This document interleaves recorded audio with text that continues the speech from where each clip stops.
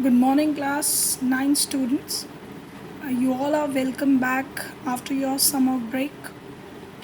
Before your summer break, we had started this chapter, The Sound of Music, and this chapter was already explained to you, where we come to know both the parts of this chapter were explained to you. Maybe the Evelyn Gleene, who listened to the sound without hearing it. She was a special child and she learned music although she has that hearing disability. Next, we even learned in this chapter about the pride of India, Ustad Bismillah Khan, how he learned to play Shehnai, what are his struggles, and how he completed his journey of learning music and become an excellence in his field. So, this chapter deals with the struggles, achievements of these two exceptional musicians of the world.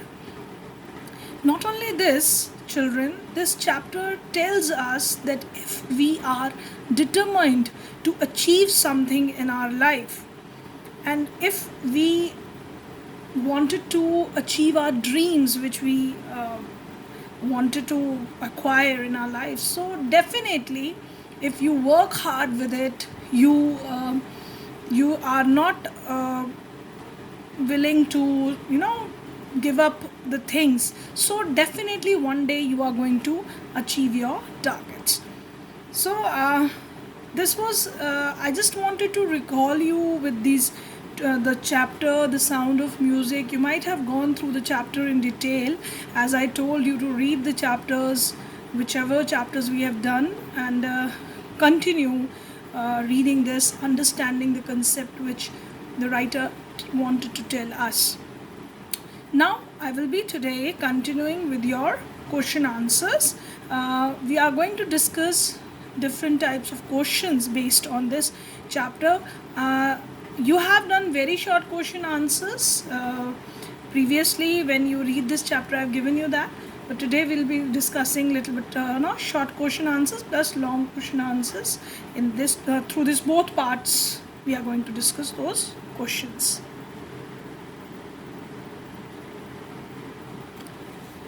Children, you all know that various type of questions are asked to you. It may be in the form of MCQs, where detailed knowledge of the chapter is required. But the same kind of questions can be asked to you in short answer type questions, where you have to give little bit detail of the question. And when you have to write your answer, you have to give little bit detail. So they must be from 30 to 40 words. They vary from this word limit. So I have given you here an exemplary question that name the various places and causes for which Evelyn performs. So this deals with simply the information provided in the chapter, that how what is the causes of her why she performs at different places and which are the places. So Evelyn performs at the concerts. This we come to know from the chapter, that she used to go for concerts. She also gave free concert in prisons and hospitals. So this prisons and hospital tells us about the places where she used to give her concerts. And she also gave classes to the young musicians and was inspired for the handicapped people. She was inspiration for handicapped people. She is a popular musician with busy international schedule. So this describes that the places she performed, that may be the prison, hospitals, and she performs at the concerts. She also worked, she was an inspiration for handicapped people. And for international schedule, she used to play this concerts were internationally performed also. So this explains you all the things asked in the question. So be very particular about what is being asked in the question and accordingly answer your question. Now here is another question Why was Evelyn Glennie going to face a bigger challenge at the prestigious Royal Academy of Music in London? Now they are asking the cause, that what she is going to face at this academy. She went for this academy to learn music, and what are the challenges. So the challenges were that, that she was deaf, and so definitely it would be difficult for her to learn music. So studying music at the Royal Academy of Music in London was a challenge for Evelyn. This we have picked up from the question only. And then explain the reason, as she was deaf, and another reason was that she was brought up on a Scottish farm. She was from a small place, that Scottish farms. Farms refers to the places where agricultural lands and all that are there. So she was living in a small place. It was a challenge for the deaf village girl to compete with other learners who had perfect hearing. So one reason was obviously her hearing disability. Another challenge was that she was from a small place, and obviously London, where the Royal Academy, it was a big place. So the change of the atmosphere, the change of the surroundings was a challenge for her. So you have given both the reason in this answer. Now here, from second part of the chapter, I have asked you a question here, that what significance did the Ganga have in Bismillah Khan's life? The second part of the chapter deals with Bismillah Khan's life. So there they explained that what was the role of Ganga in his life, what significance was, the importance was there in his life about this river Ganga. So what was the significance? You know that he used to practice on the banks of river Ganga, and used to practice there in solitude, lonely he was there, and then he used to practice. That gives him a concentration to learn music. And does this Ganga's water used to inspire him? So we have compiled this answer, all the points. So what was that? The young Bismillah Khan sat on the banks of the Ganga to practice his music in solitude. The flowing waters of Ganga inspired him to improvise and invent ragas which were earlier considered beyond the range of the Shehnai. So he invented different ragas on Shehnai. Earlier it was not, people used to play Shehnai, but those ragas could not play. So definitely he was determined to play those rags on that Shehnai. So as you know that practice make man perfect, and practicing by the side of river Ganga, there he practiced a lot, and he learned to play those difficult ragas even on Shehnai. So that was his achievement. So we have compiled that in a short answer. So definitely if the same question is asked to you in a long manner, say they ask you the same question in a long question answer type question, there you can give more explanation, just as I explained you the question. Apart from this, other things I explain you can write it in your, see, it depends on you, the way the examiner asks you question, how to expand your answer, how to contract it, whatever is asked, write in the word limits, that you need to practice. Next is your another question I have given to you. This is a bit lengthier question. I have framed it for you. How does Bismillah Khan embody India's rich culture and secular tradition? So you have to answer in this, that how he belongs to different ethnic religious group, and he used to play his music even in the temple. Though he was a Muslim, he used to practice Shehnai in the Vishnu temples, and they also told that in Mangala Maya temple of Varanasi he used to play that Shehnai. So even in the previous question I told you that he used to practice this Shehnai by the banks of river Ganga. And these all things are associated with Hindu religion. Being a Muslim who was obviously he was a Muslim who used to was a devout Muslim who used to be very devoted towards his religion. Still, that shows that he embodied India's rich culture, which is not this rich Indian culture is not only concerned to sort of one religious group, but it comprises of different religion, different traditions of our country. So he shows that. So the answer is compiled that the Indian society and its culture heritage is a blend of various religion and ethnic groups. You know that different religions are followed in India, different ethnic groups are there. So Bismillah Khan's life perfectly represent this blend, and then we associate his life with it, and then we explained how he was a devout Muslim, but he began his singing career by singing this in the Bihari Ji's temple. He used to play these things in the Bihari Ji's temple by playing his Shehnai there, and practicing Shehnai in Vishnu temple and Mangala Maya temple of Varanasi. He used to practice this in Hindu temples. He practiced the Shehnai on the banks of the Ganga and played it in the Kashi Vishwanath temple every morning. So this is what he used to do, and this shows that he is a devout Muslim. Still, he used to be associated with Hindu temples. So that's how it is shown that he was a devout Muslim and completely an Indian who represent Indian culture and secularism, secular tradition.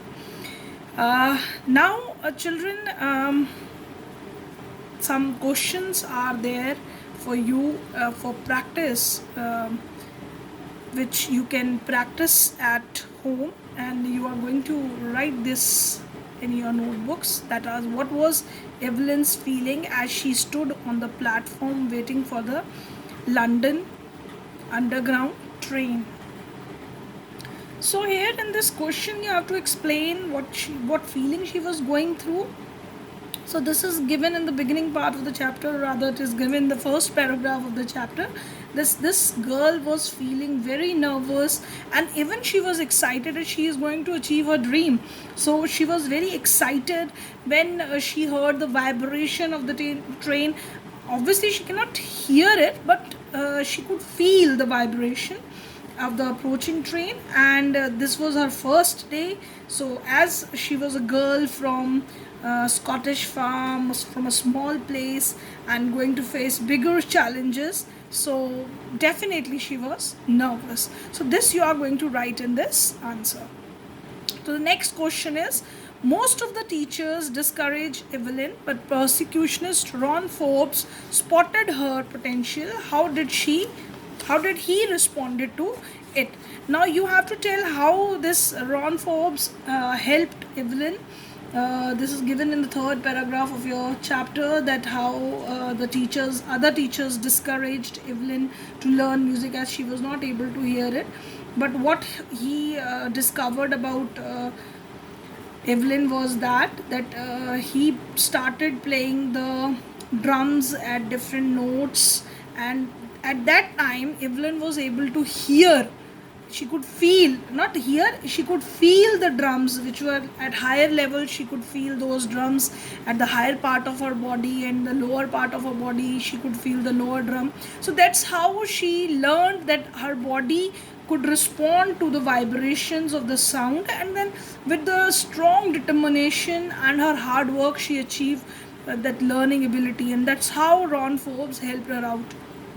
So that was due to his encouragement, she learned music. Next question I have given it to you is, where was the Shehnai played traditionally and why? Now this is from the second part of the chapter.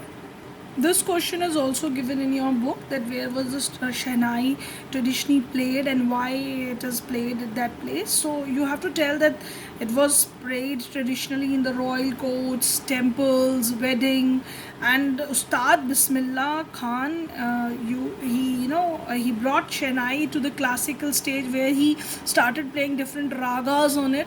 So and as you know, Shehnai is considered to be very auspicious, um, and thus it is played at the temples, at the even the traditional weddings it is played. So this all credit goes to Ustad Bismillah Khan, who give that heights to this musical instrument, Shehnai.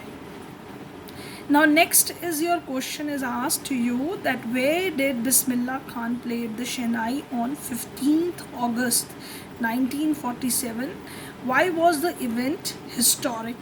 Now this was a big event when he was playing this instrument on 15th August 1947. As we all know, it was the Independence Day.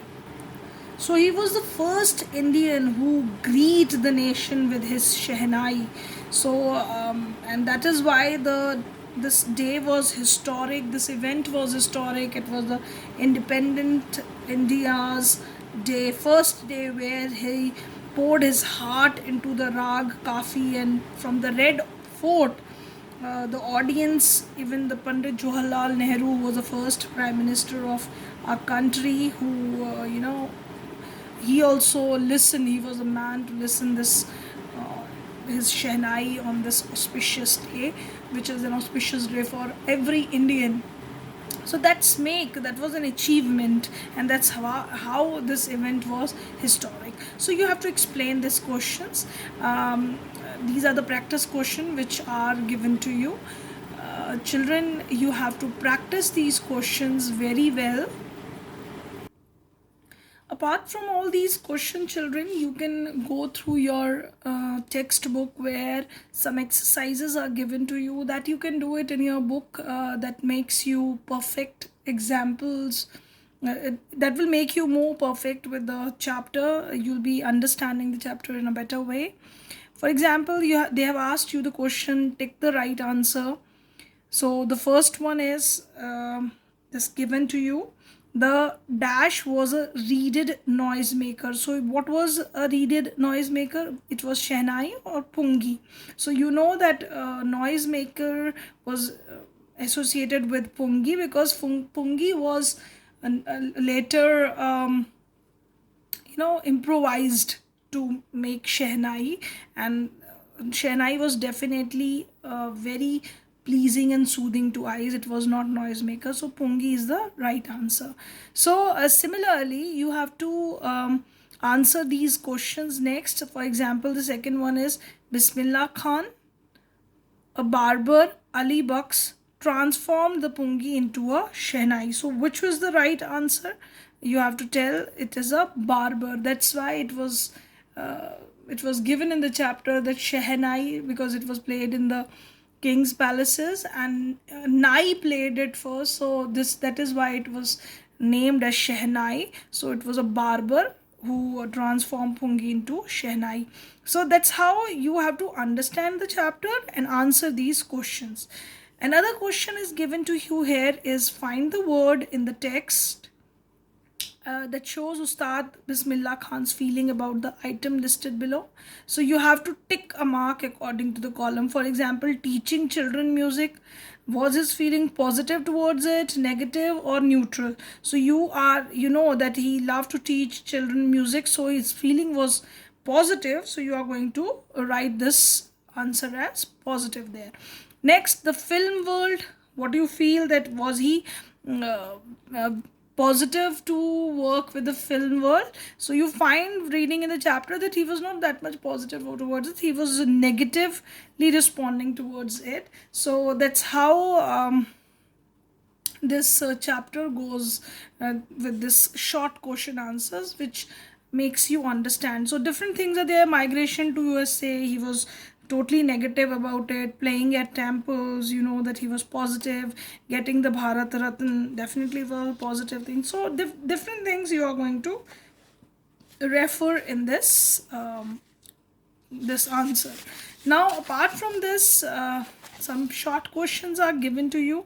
All the few questions are given to you in a very short question answer, but you can go through these questions and practice them in your notebook. Yeah, definitely. I want all of you to go through this question answers, which makes your writing skill enhance with good vocabulary skills. That is, tick the right answer. When something is revived, what do you mean by revived? It remains dead or lives again. So revived means lives again. So the correct answer is lives again. So part of the chapter this part of the chapter, this question answers, obviously these are tick and answer questions. This deals with your writing skills, enhancing your vocabulary. That is, when a government bans something, it wants it stopped or started. So bans means stopping something. So the answer is stopped. Similarly, you have to find out rest of the answers. What is right? For when something is considered auspicious, when something is auspicious, you welcome it or avoid it. So you have to tell the right answer. So I am not doing all the answers for you. I don't want to spoon feed you, but I wanted you people to consult these answers and tick these answers. You need not to do these questions in your notebook, but just do it in your book only. Tick them and understand what these words mean and where we can apply these words. Definitely you can use these words in your day-to-day conversation. So that is how, children, you can work with different words, enhancing your vocabulary skills, writing skills.